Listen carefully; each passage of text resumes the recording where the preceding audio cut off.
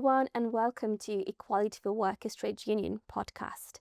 I'm your guest host, Sana Zahir, and I'm joined by Paul Matthews. Hello, Paul. Hi, Sana. Paul has extensive experience working for major organisations such as Debenhams, Virgin Media, O2, and Samsung. He has experience in HR leadership role, and today we'll be speaking to him about his journey.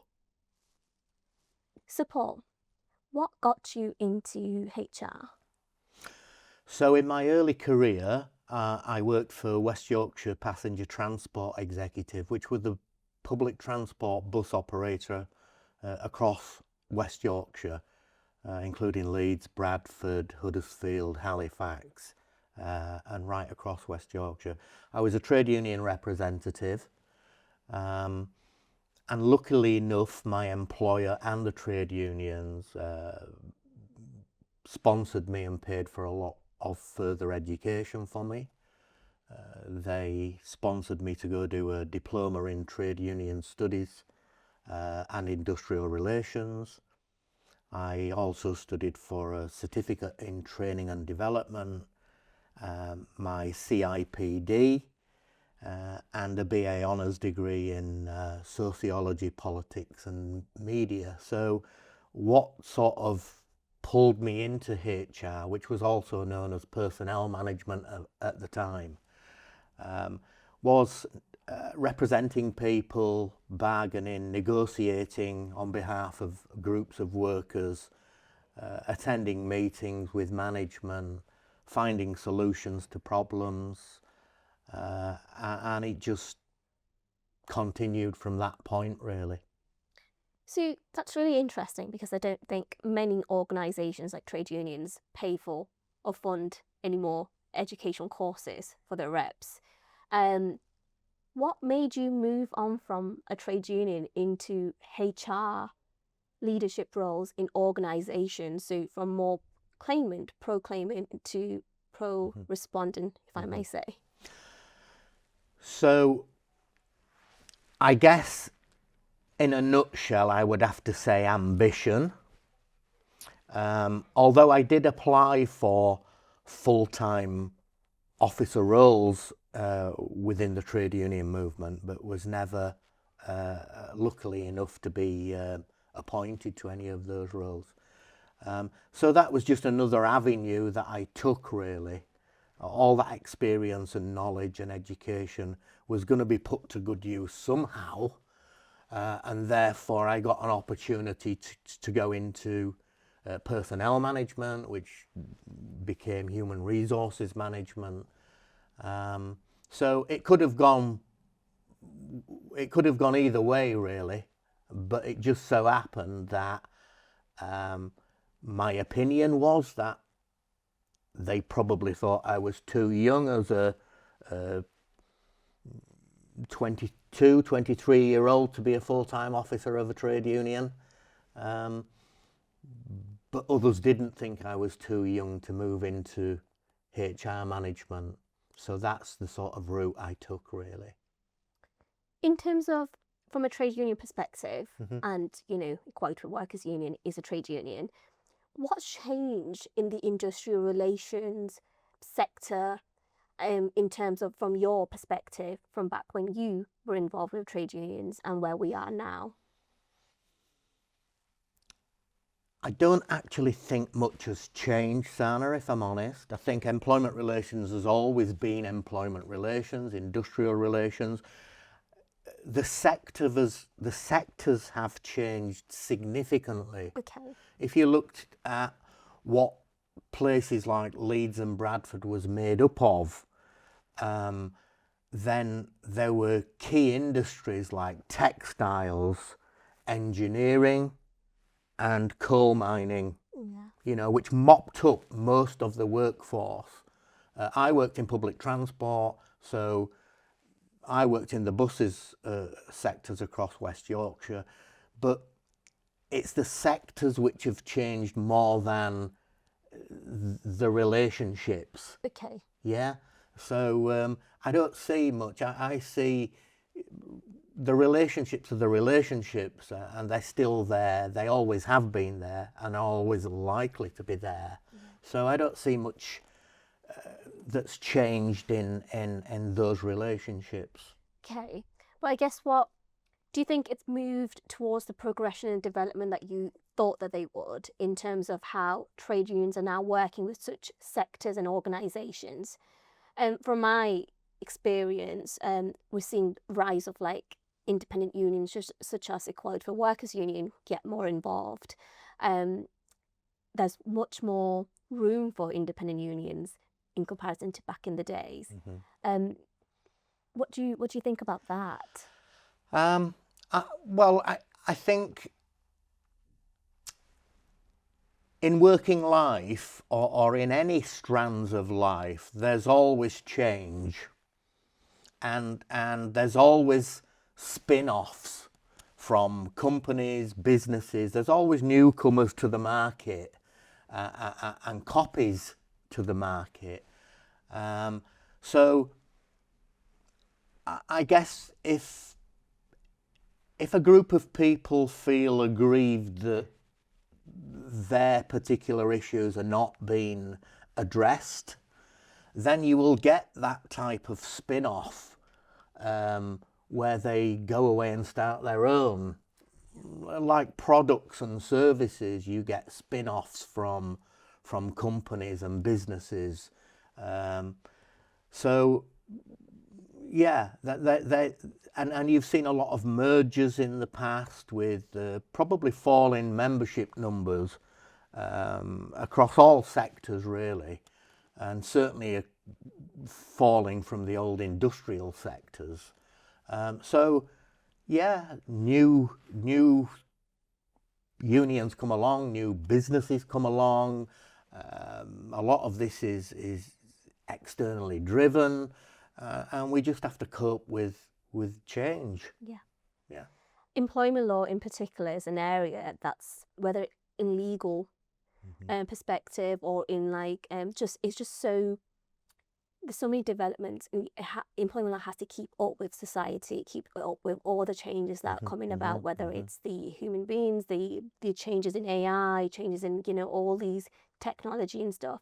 If it doesn't, that's when it becomes, it can become stale in many ways. But this is why I find this area of law to be such an interesting area, because no matters are the same, no two issues will be the same. Even in human resources, with a lot of the cases I'm sure that you've had experience of dealing with, no matter, no day is the same for an individual. Like as a HR professional, you'll experience that one day you'll be dealing with like conduct matters, and the other day you'll have grievances. Sometimes there's redundancies, is ever growing. In terms of your experience, am I right in this? I think I'm right in saying that you've worked in public and private sector. I have, yeah. And do you want to share your opinion around how your experience has been working and what's the difference? So the public sector's and its employment relations framework is much more structured. You have a national body of employers who negotiate with the national unions, and those union reps are pulled from different areas of the country geographically. Historically, you had things in the public sector like the Purple and Green Book, and now it's moved on because of equalities to one set of terms and conditions, which is probably going back 10, maybe 20 years since that agreement was reached nationally, and probably some authorities still haven't reached that place where they were supposed to reach. And I think, you've seen some of the national disputes in places like Birmingham over job evaluation and equality of pay, because single status was never reached,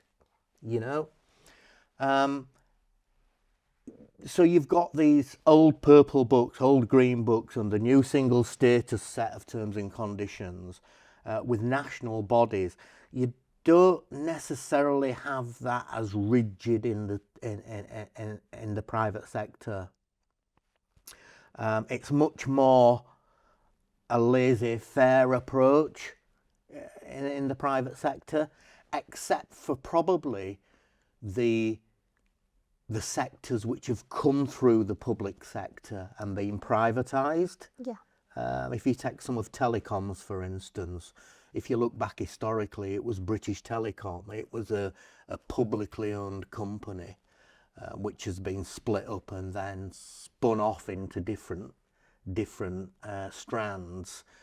But probably some national agreements still stand, but probably not too many now.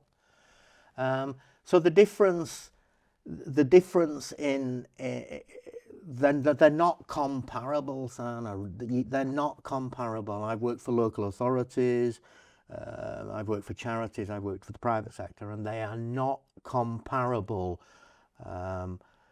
Let me try and simplify for instance with the public and private sector. Every child born today will need a classroom, a school and a teacher in 5 years' time. Yeah. Yeah? That is some amount of running time, isn't it? Yes. For planning. Yes. Yeah? Yes. So if birth rates fall significantly also in an area, yes, you know how many teachers you're going to need in 5 years' time. You know how many classrooms for resourcing purposes. Now you try and compare that to a telecoms company that with newcomers to the market, product development, creativity and innovation, and the global market of who produces those goods and services. Yeah, we might be selling them in this country, but by and large, I bet 99.9% of them are not from this island. Yeah. Yeah. So if I look at the schools, for instance, and that data that local authorities have got and that planning time, and bear in mind there's no competition. Yes. Or there might be a couple of primary schools to choose from for a parent. Yeah. If I want to buy a new phone, I've got hundreds to choose from. Okay. And I've got hundreds of suppliers to choose from. Yeah. Yeah? So you can't compare the public and private sector in many respects. That's really interesting because, again, it goes back to what you're saying is private, there's so much commercial decisions, competition law, there's so much around that. It's so fast paced, so they must have to really be on it. A lot of the decisions, especially in terms of HR, employee relations, they do lead to settlement. They can lead to really quick decisions, where in public sector, everything has to be by a certain process and book, and everything has to be thorough because, again, it's public money that, you have to be accountable for. So each decision making has to be supported, backed up, evidenced. Whereas I guess there's quick turnovers in the private sector is what I'm understanding. So in terms of management, moving on to this topic around, I'm sure in your career and your journey, you've probably seen a lot of different managers. Mm-hmm. How important is effective management in any workplace? If you can just shed some light on that.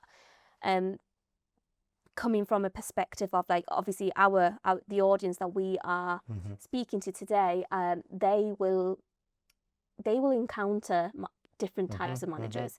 And as you know, not everybody is suited to be a manager.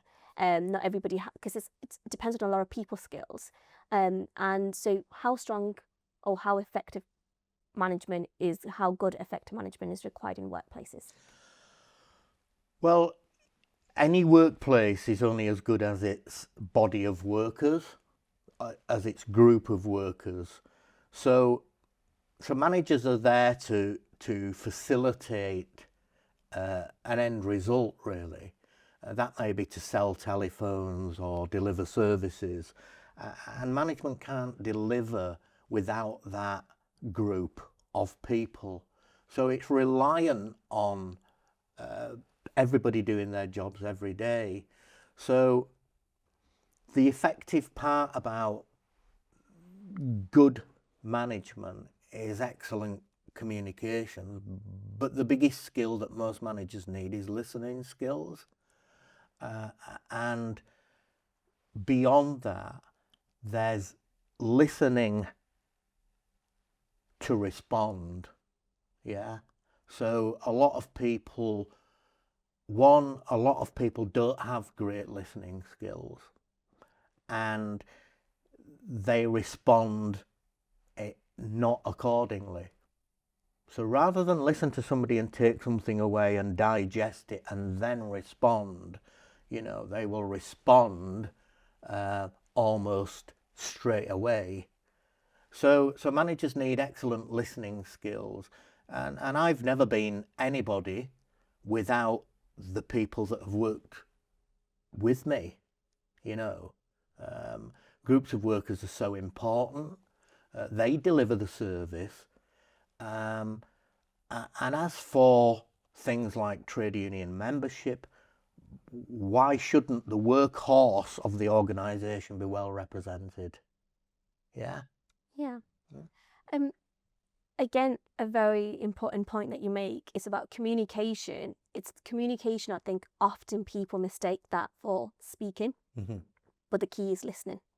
And sometimes when we're listening with the intent to respond rather than intent to just listen, digest, and then take a pause and then respond. From my own HR experience and dealing with a lot of employee relation matters, you really do understand if sometimes you do take a pause, you do listen. And most of the stuff that is around employee relations issues should be solution focused. And sometimes it isn't, unfortunately. It's more about you raise a problem or there is a problem. Instead of looking at what can be the solution, let's talk about it. What's the impact on me, the impact on you and the organisation? What's the solution? Sometimes that gets lost in dialogue, but in the process as well. What would you have to say about that from the experiences of the cases that you worked on or some of the situations that you've dealt with? So you're right in that listening is tremendously important, and I think the other point is not to respond too hastily, because it was always saying something to me. If people responded too hastily, have they really listened? Or do they really want to think about what that solution might be? The response at the end of the day may be that, well, I have listened and I can't find a way to find a solution, and therefore we will park it. But to respond immediately to someone suggests that it sort of revolved straight round your brain and straight back out to a refusal point, which is just going to get people's backs up. If people don't feel listened to, they will switch off from you. And quid pro quo, and if we work from a quid pro quo type of approach where, give me something for something, and I will always help you, will you help me? And I've always found in HR management that wherever we've helped people, and that could be in areas which we don't have to help. There may be some domestic issues, I've helped people with drugs issues, alcohol issues, relationship issues, which are not necessarily in my basket, but a person's problems, their problem is the biggest problem in the world today for a person. No matter what else is going on in the world or work, if you've got a problem, it's the biggest problem in the world and it needs resolving. Otherwise, we're not going to create that motivation and morale to get the best out of workers. So critically, yeah, we do need to help them and listen to people to get the best out of them, really. Yeah. It goes back to the point that I think, which is often forgotten, that we spend a lot of our time at work rather than with our families. A large part of our day goes to working. So it's so important to have strong relationships at work. strong, healthy relationships with your management, so they understand some of the stuff that's, you're able to have those conversations. Having those relationships also means that it becomes easier to address any so you need to have contact before, so you can connect, to be able to then have those difficult conversations where you have to challenge workers. So in terms of, from your experience, what is it that workers and management can do to establish or make that relationship better? Because not with each, situation, sometimes you might have toxic management. Sometimes you have employees who are switched off. They have low morale. They might have personal things going on that they do not feel comfortable sharing. So what would you recommend for our viewers today when they are going through such a situation, what they should do? So I think open dialogue is the critical point, that we keep dialogue open, and that can be between management, groups of managers, groups of workers. It could be on an individual basis, but I've always practiced open, honest and frank conversations are the best way to develop and grow those relationships. So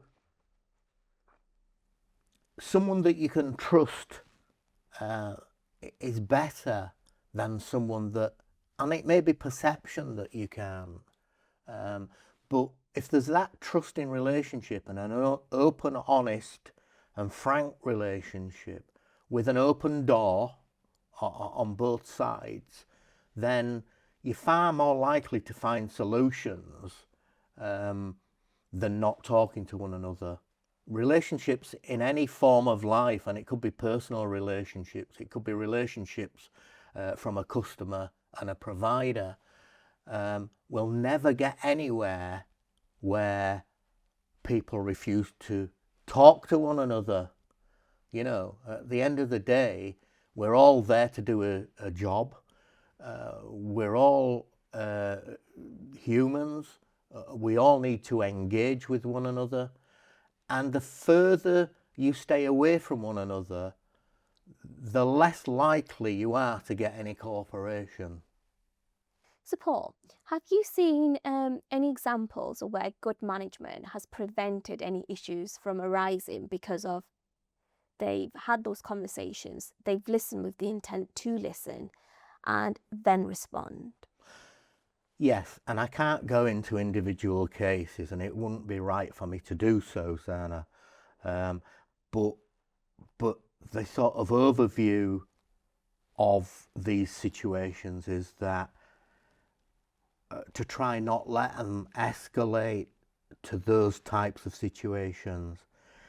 And although I'm not working in human resources now because I'm sort of semi-retired, if you like, I always thought grievances were overplayed.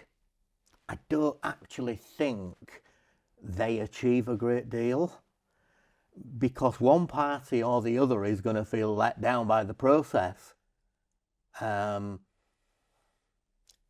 as for developing relationships, I can't think of anything worse for destroying a relationship than taking a grievance out against an individual, if you like. I can understand a collective grievance over a collective issue where a group of people are affected by something. But I think when we start to point the finger at individuals and take grievances out, I don't think it does anything for relationships. And like I say, one party or the other is going to feel aggrieved by the outcome of the grievance. I'm much more would be reliant on mediation, workplace mediation, which is a growing area now. And it doesn't have to be high-flying ACAS stuff. There's a lot of qualified mediators out there now that will come in and try and resolve or find some common ground for you to work from. But yeah, so So yeah, things get out of hand, don't they? And it's not a good place to be for. I don't think for the employee, for the manager if it is a manager, and quite often a trade union representative is stuck trying to resolve something that they know one party or the other's going to effectively come off worse. So I think they're overplayed. And as for encouraging grievances, just letting it trip off the tongue, I think it got a bit too common, and I don't think it served any purpose really whatsoever. So obviously, in contrast to that, there might be cases that you recall where the lack of dialogue and the lack of listening has resulted in things going wrong. What do you have to share about that? So it becomes resource hungry because it goes up through the levels. Disputes go up through the level. They may start on a, as we termed it then, shop floor, but that dispute will rise up through the levels of management until whole groups become involved trying to find solutions to things, trying to resolve things. So these issues become very resource hungry, and trying to communicate during these times is very difficult, and also can get out of hand from sort of both sides, because there's two sides to the story, and that can cause angst in organisations. So, you know, try and resolve your issues and try and keep the dialogue going as low as possible, as low down the organisation as possible, and find your solutions as low down the organisations as possible, to try and keep, life at a decent balance, really. See, with the current climate of the country and in the world in general, is that there's a lot of artificial intelligence being introduced. There's talks about AI taking over certain sectors. With HR in particular, it's employee relation matters as well. It's about emotional intelligence. Mm-hmm. Do you see AI taking over any aspects of HR work, especially, or in particular, the employee relations, or not? I don't actually see it now, because I don't think it's developed enough, because artificial intelligence effectively it's not artificial in my view, Sana.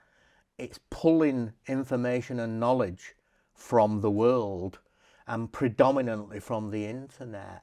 So, if I ask it a question about a particular issue, it's more likely to throw back at me what employment laws this issue is covered by. Has there been any case law relating to this particular issue? And I think you touched on earlier that a piece of law is very bland, really. It doesn't explain anything, does it? It basically states it's not lawful to do a certain thing. Yeah. And then a body of case law builds up, and I agree with what you said earlier. There's never one case the same. You can't rely on. When people used to say to me when I was working, well, it's set a precedent, and I used to say, but it hasn't, has it? Because there's no way can you find one case that's exactly the same as another. So I've never believed in things or issues setting precedents. But AI, I don't think, because we're human beings and we may try to profess that we're quite simple, which I think we're quite the opposite, actually. I think we're very complex human beings that live in a rich tapestry of life, which I don't think AI could even penetrate the surface of that, to be honest. So I don't see that AI in human resource management will surface anytime soon. I absolutely agree. I'm of the same opinion. And I think it goes back to it just can't read the room. It can't read. Sometimes you have to be, we know some decisions as per the law might not be fair or lawful. However, when you're in that room and you're hearing a particular mitigation being put forward, or a scenario that the worker has, experienced and their emotions behind it, their journey, it might actually lead to it change the decision and the outcome that's generally given. And you need to be able to read the room, read between the lines, listen, and with that intent. And I know AI right now is not there yet in terms of the technology, but I don't see it in the future ever being that, because ultimately it's the data that we put into AI that it gives back to us. And we are subject to and open to so many biases and prejudices as well as human beings. We generally are. We're shaped by our journeys and our experiences. And I just think there's a big risk there. And but it'll be interesting to see how time develops, because I know in the last decade or so we've seen a lot of things change with the pandemic, because we've got hybrid working, we've got a lot more technology based roles. A lot of our roles now depend on tech. If tech's not there, great tech's not there, we can't do our jobs. So but what's to say in 10 years time if AI is playing a part or not in these maybe in the lower minor level issues. Maybe there might be some solutions that it can facilitate, but in terms of the much complex level cases, harassment, sexual harassment, I cannot imagine AI ever being able to support and facilitate those conversations. I think you'll be able to ask it questions. Where do I look for a specific piece of law? Where do I look for a specific piece of case law? And it probably will lead you to certain things and it may change some sectors slightly. The big law books that we used to pay an annual subscription to have it updated and so on. So it might overcome those sorts of issues where you're looking for a specific piece of case law. But yeah, I don't see it interacting in any positive way with the way that humans interact at work, really. Yes, and ultimately I think as human beings we are inclined to have, rather than a machine or a robot, we want a human being to listen to us, to resolve our problems. And so I think without having that contact, because we're talking about, again, communications and building those relationships, you can't build a relationship with a machine. Or how far is that going to go? There's not going to be the same context behind and the relationships behind a screen or a monitor. So yes, so that's interesting. So Paul, in terms of there's some myths and misconceptions around external unions being known as troublemakers. From your experience in industrial relations, what do you have to say about that? I'm not familiar, Sana, with that terminology, if I'm perfectly honest. I've never heard anyone say that one particular union or another union is a troublemaker. We've had our challenges. I'm sure trade union representatives have had their challenges with certain managers. But I've never really heard that external trade unions referred to as troublemakers. No. Why? I guess my question would be to you then. Do you see the role of trade unions facilitating and supporting management resolve some really complex issues, or do you see the role of trade unions being more pro-claimant, pro-worker, or is there a balance in your opinion? There's a balance. the trade union as a body of people that work in a workplace, they're not an external factor in my eyes. You know, it's their choice.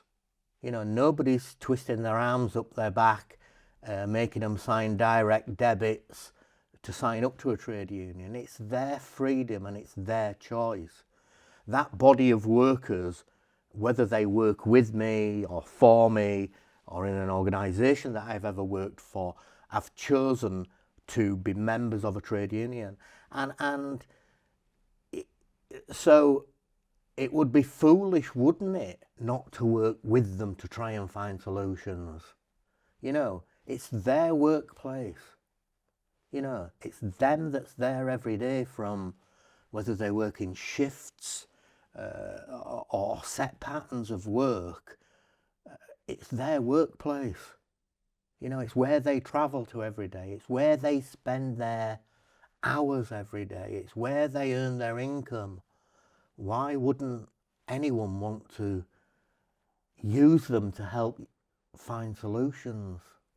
I think often HR does not perceive that to be the case. Sometimes in some organisations they do, and there are many organisations, especially in public sector, I feel they do have a closer, because of the industrial relations framework, they have a closer relationship with trade unions. Whereas in private sector, that's not always the case. They see, this goes back to my earlier question of, they see someone external coming in, someone supporting them, or external to the matter, even though they might be an employee of the organisation, but they are external to the issue at hand. So they see them as instantly the guards go up of HR or management, to be fair, rather than HR, because HR would be trying to facilitate that conversation, but management might have a particular view about who's this external person raising these points for the client or the worker. Again, we're trying to compare sort of apples and pears, really, with the public and private sector. If I can just touch on the public sector, I would like to think it does what it does because it wants to do, and it wants to work that way, Sana. But if you look at the stakeholder relationships in the public sector, well, you have access to a local councillor, who is the employer of you and the manager. Yeah, so there's a lot of, how do I term it, lobbying opportunities in the public sector. Okay. To reach or get to a particular solution or complain, for that matter. Whereas the private sector, you haven't got that physical makeup of stakeholders within the community, councillors, etc., etc.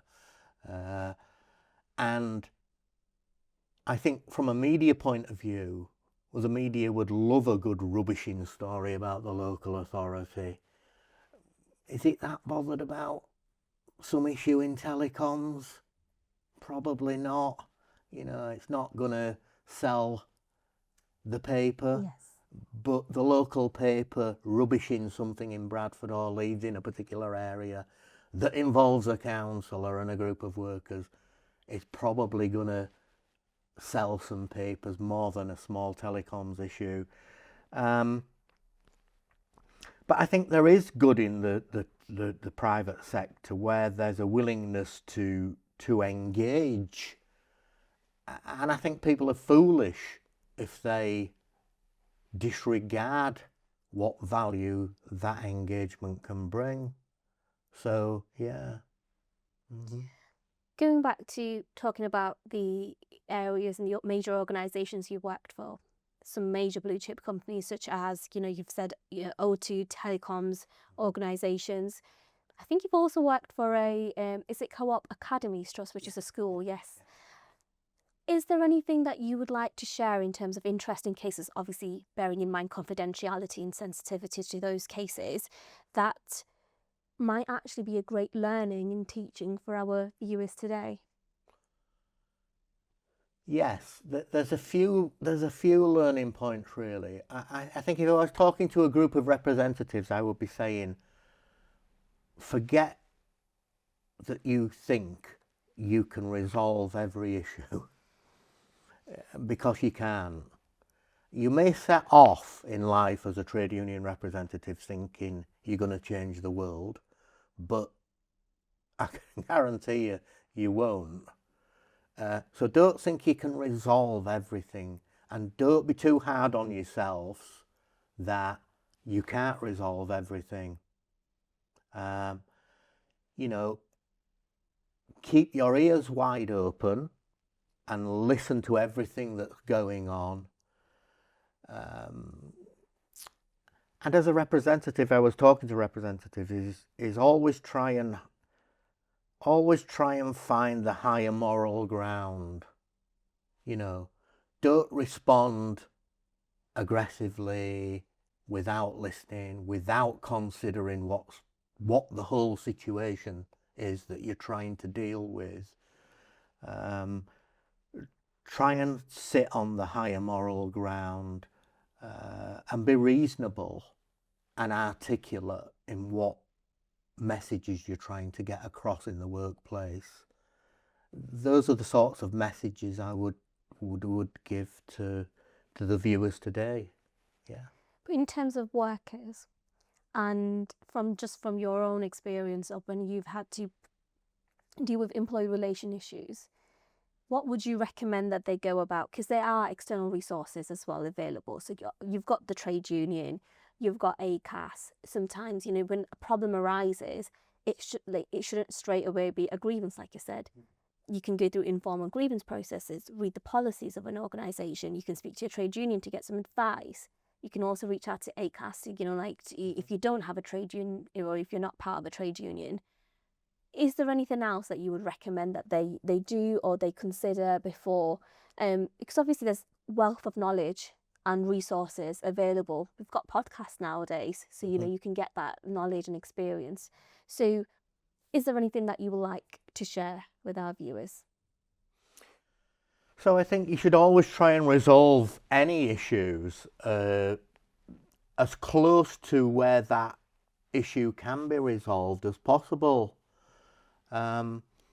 Taking an issue outside of where it belongs probably doesn't get you to where you want to go. I accept if you're asking for something and you've explained the reasoning and rationale why you need a particular, it might be a day off or it might be to start an hour later and so on. If you get a refusal, then I think you've every right to challenge it.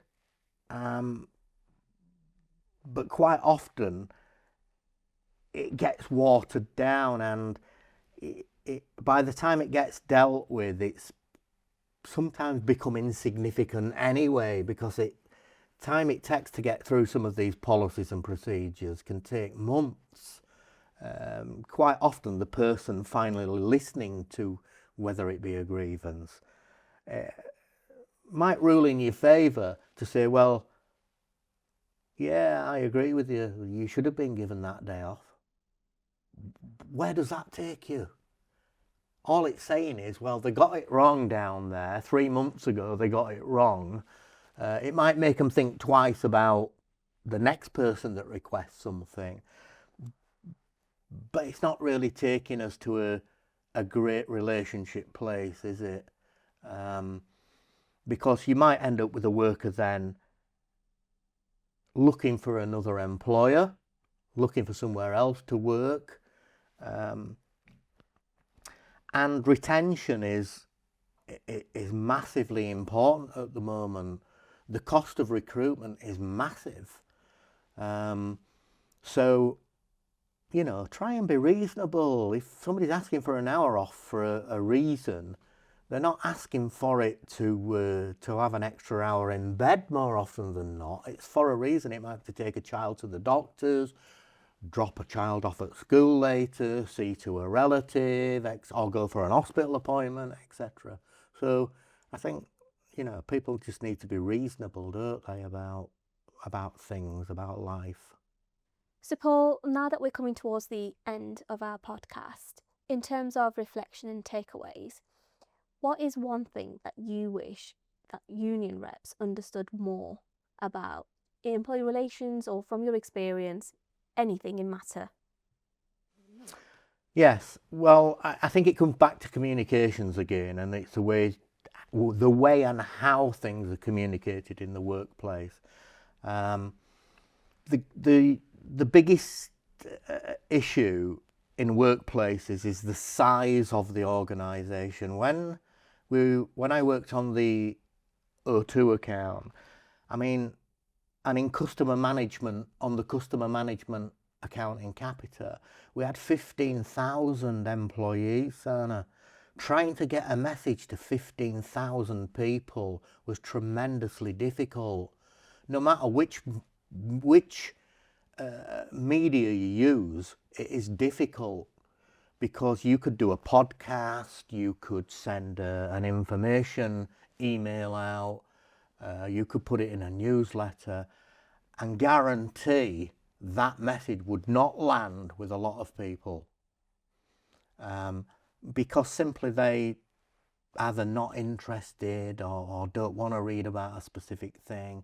And then messages start to get confused, because people start to interpret those messages, and one employee might say to another, "Did you see the message?" "No." "Oh, well, I'll tell you about it."